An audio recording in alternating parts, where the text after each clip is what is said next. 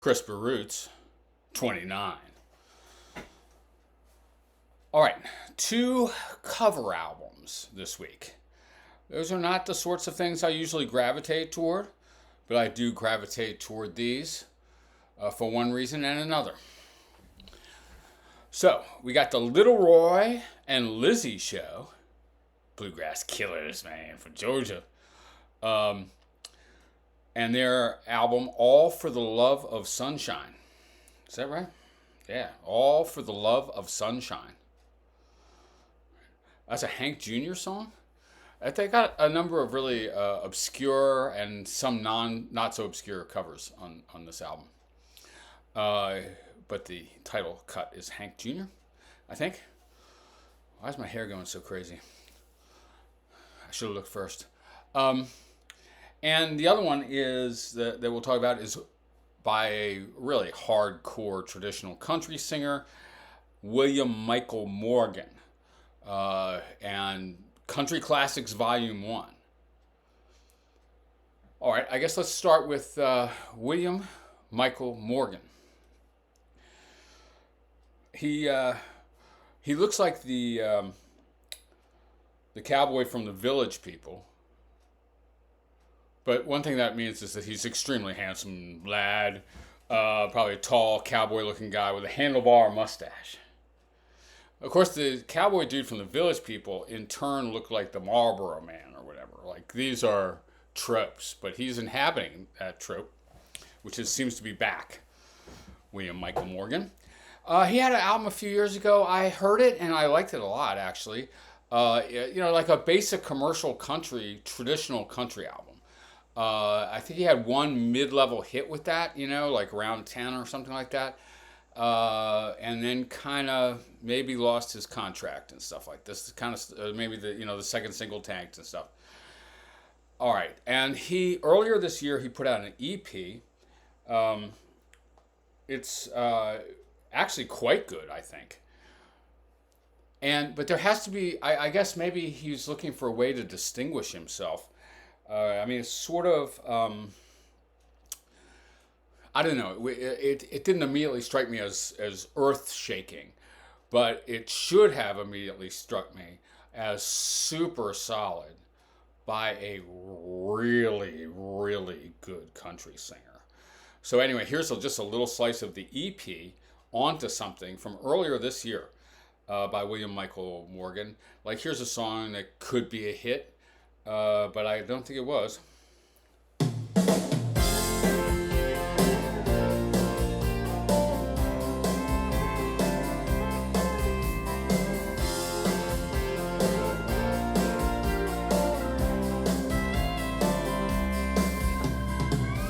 This used to be my favorite place for having fun and getting the sunlight on my face.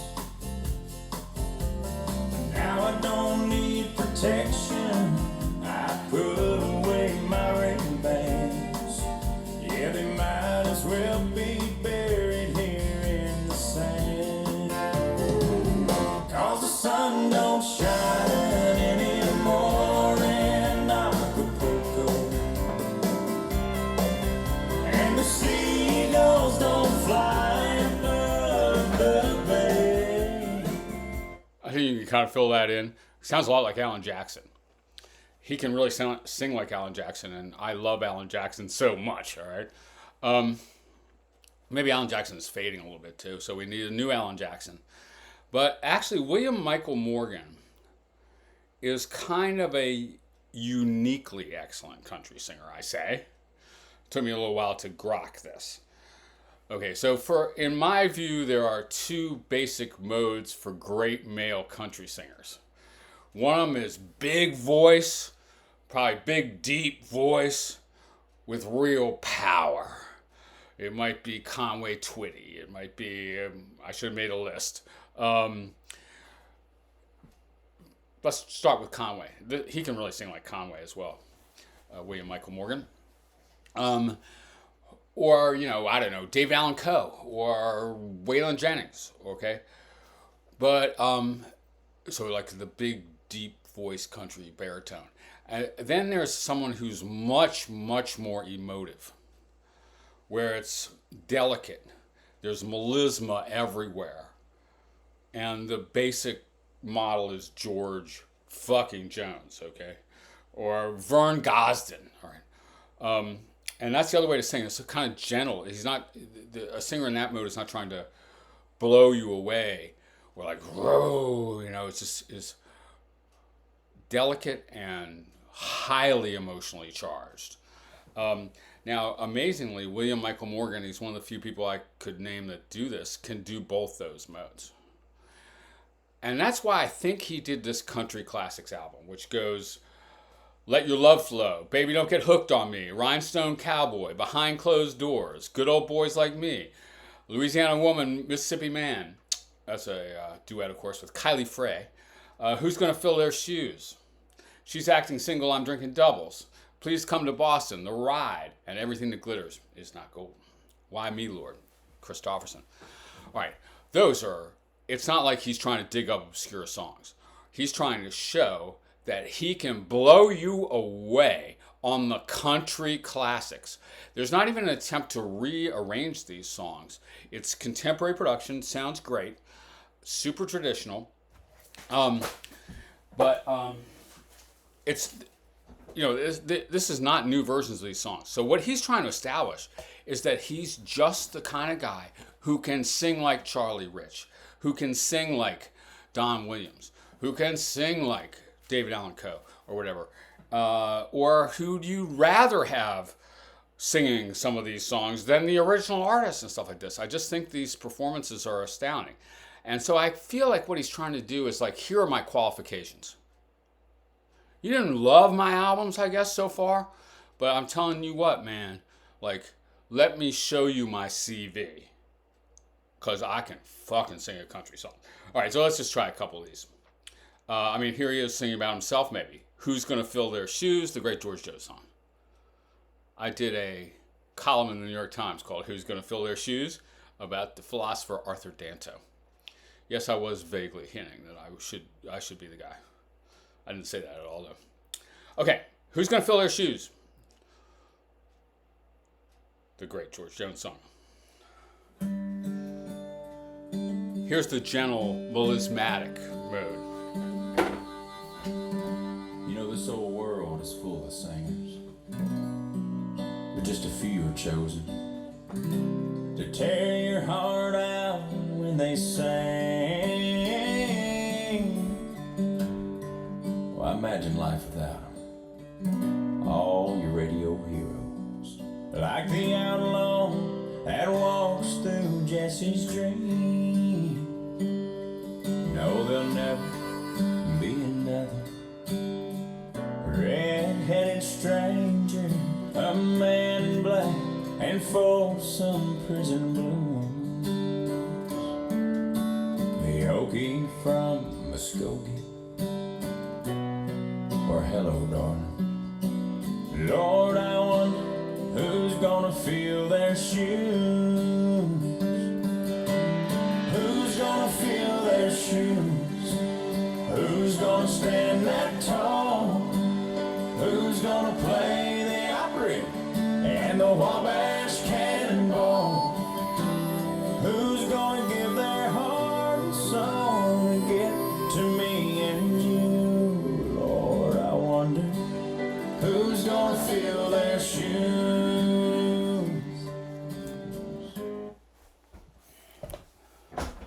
All right, so, you know, that's the same arrangement as George did, really, and it sort of invites a comparison to George Jones, and it stands up.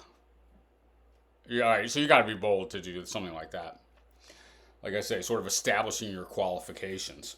Well, how about this lovely cover of the Don Williams song, Good Old Boys Like Me? Now, one thing I heard the lyric wrong.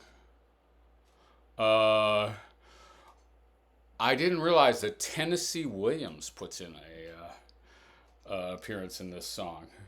I thought it was like those Williams boys back in Tennessee, but it's those Williams boys, Hank and Tennessee. There's several literary references here in these covers. Maybe that was partly how they were selected. I forgot how great this song is, too.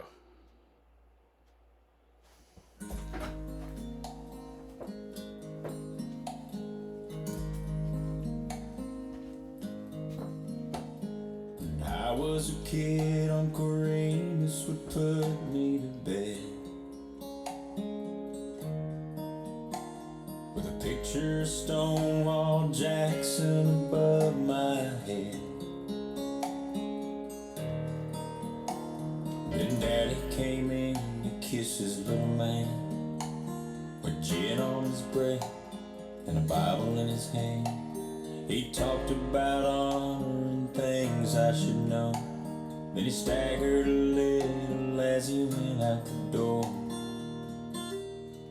I can still hear the soft southern winds in the live oak trees. And those Williams boys, they still mean a lot to me. Lincoln, Tennessee, I guess we're all gonna be what we're gonna be. So what do you do with good old boys like me?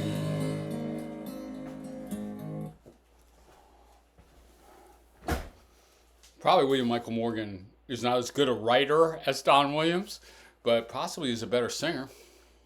That could even be the definitive version of that song 30 years later, 40 years later.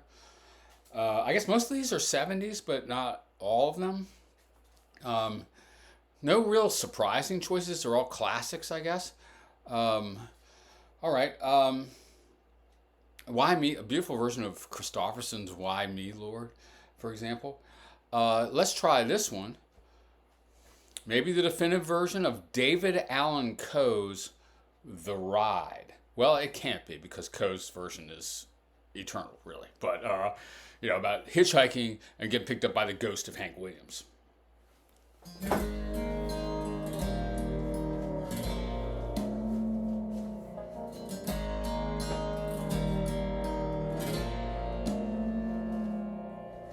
When I was thumbing from Montgomery, had my guitar on my back, when a stranger stopped beside me in an antique Cadillac. He was dressed like 1950s, half drunk and hollow-eyed. Said, "It's a long walk to Nashville, would you like a ride, son?" Well, I sat down in the front seat and turned on the radio, and them sad old songs coming out of them speakers, solid country gold. And I noticed the stranger was ghost white pale when he asked me for a light. And I knew there was something strange about this ride. And he said, "Drifter, can you make folks cry when you play and sing?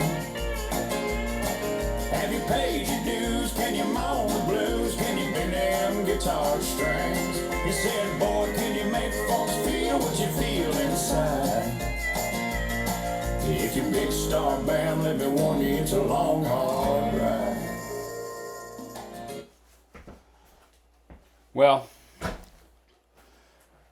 can you make folks cry when you play and sing, I would say this. When he covered All That Glitters, the Dan Seals song that for some reason hits me real hard every time, I started crying, okay?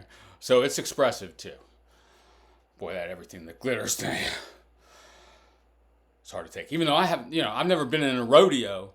I've never even been to a rodeo, much less all these cowboy songs and drifting through the rodeo life songs. So that's William Michael Montgomery. No, sorry, William Michael Morgan. William Michael Morgan.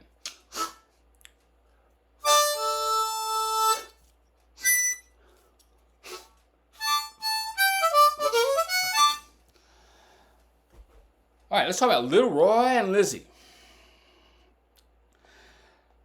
Oh, these people are standard on the bluegrass circuit at various festivals, and they have their own festival in rural Georgia. I'm I'm blanking on the little town where they originated. Little Roy and Lizzie are rocking some shit, man, and this is a great album.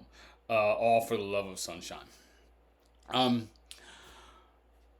right, Little Roy Lewis is originally a member of the Lewis family.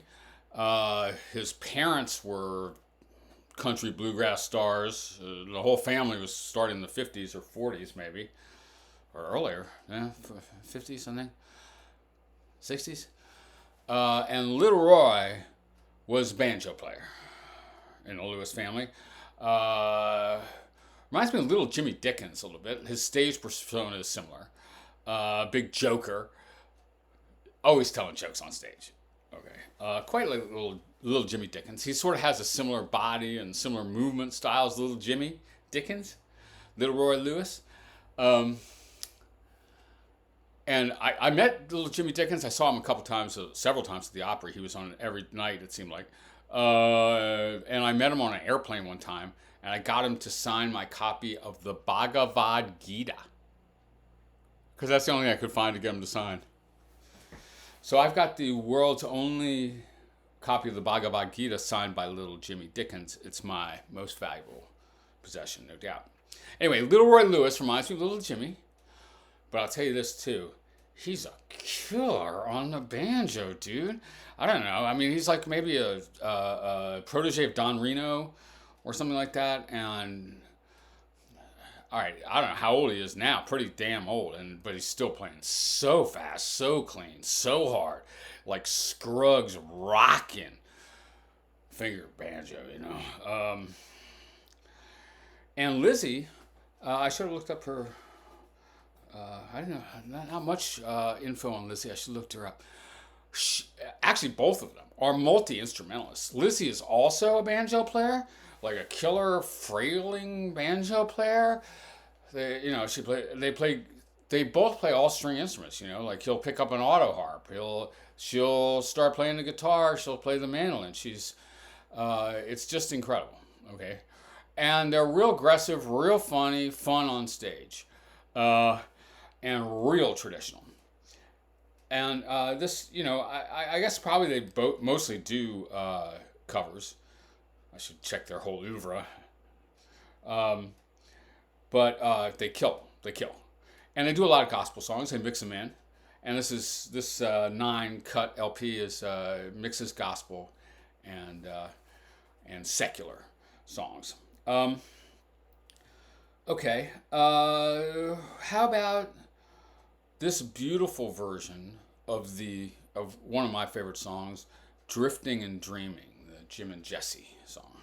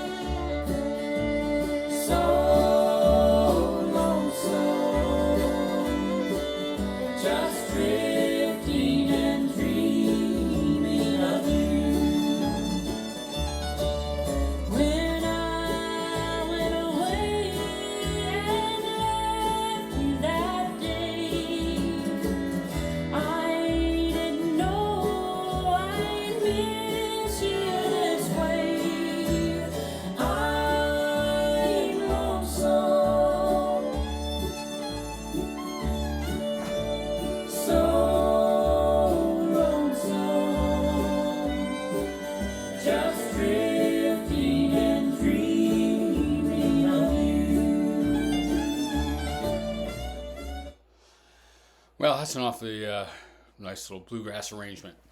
They're usually up-tempo and hyper-aggressive because there's no limit to how fast these people can play. I mean, Little Roy might be in his 70s, pushing 80 or something. They're still playing like that? Not like that, but All right. How about this? Georgia on a Fast Train. That's a great song. Old Billy Joe Shaver song. I've been to Georgia on a fast train, honey. I wasn't born though yesterday. I guess the version that rings with me is Commander Cody. Georgia on a Fast Train. It also reminds me of a hillbilly that used to reel around the neighborhood of Chevy Chase, D.C., saying like, y'all ain't no better than me. I've got a 5th grade education.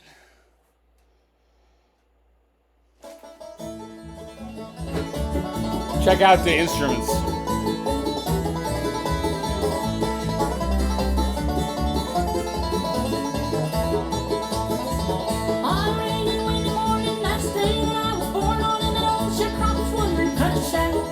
They say my mama left me the same day that she had me. Said she hit the road and never once looked back.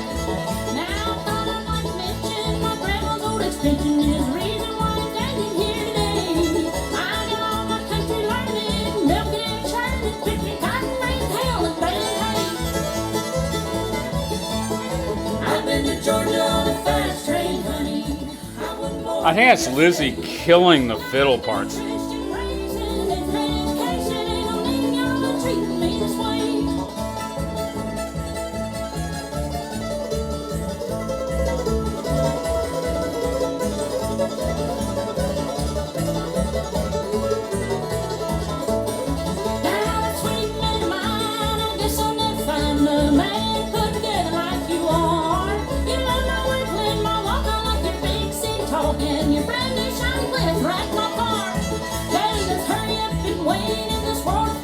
Seems like a haystack makes a waste of every time. And I pray my own soul when you hear them rangers roaring, man, I'm gonna get my share of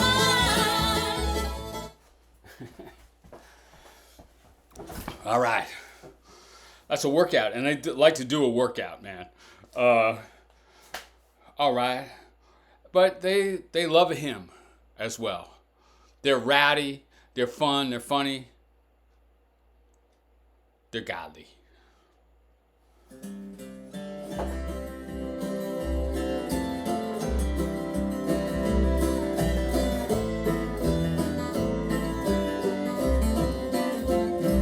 I have seen my last tomorrow.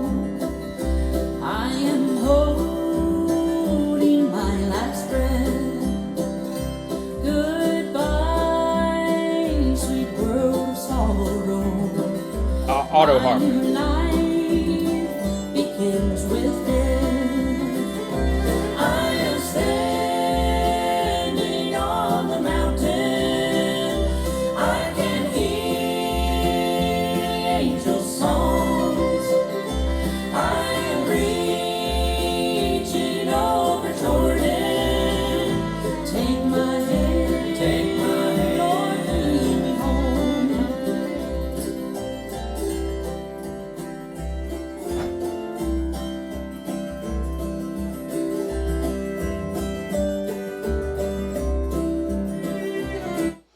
Yes, that was an auto harp solo. All right. Yes, my new life begins with death. All right, so William Michael Morgan and the Little Roy and Lizzie show, covering everything. All right, covering everything like it should be covered. And that's CRISPR Roots 29. Y'all take it easy.